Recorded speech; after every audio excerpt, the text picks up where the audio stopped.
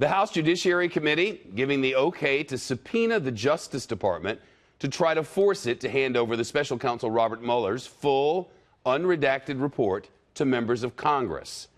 The committee's chairman, the Democrat Jerry Nadler of New York, says he'll give the Attorney General William Barr time to change his mind before sending the subpoenas.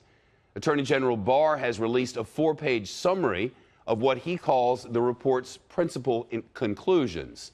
On Friday, the Attorney General told the House and Senate Judiciary Committees that he would release a redacted version of the report by the middle of this month, if not sooner. The chief congressional correspondent, Mike Emanuel, reporting live from Capitol Hill. Hi, Mike.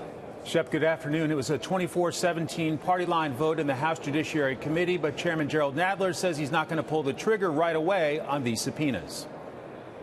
We're going to work with the Attorney General and for a short period of time in the hope that he will reveal to us the entire Mueller report and all the underlying materials, and we'll go to court to get permission to have the 6E material. But if that doesn't work out, in a very short order, we will issue the subpoenas. The committee's top Republican says there was no need to take this step. At this point in time, what are we hiding? There's nothing been hidden yet. We have a preemptive chairman who has gone out with preemptive subpoenas today on a report that's already been promised him. If this had been after the Mueller report and then they didn't like what was there, that's the proper way legal positioning should go with subpoenas and how you get it.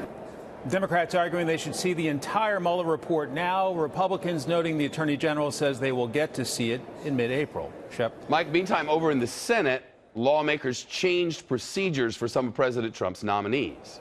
That's right. Senate Majority Leader Mitch McConnell trying to change the procedures for lower-level judges and presidential nominees. It has been that there would be 30 hours of debate before a final confirmation vote. McConnell argues that has been a waste of time.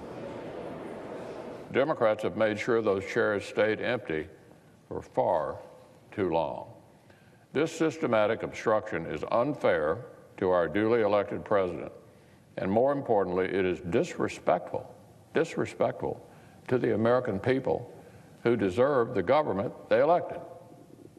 The American people deserve the government they elected.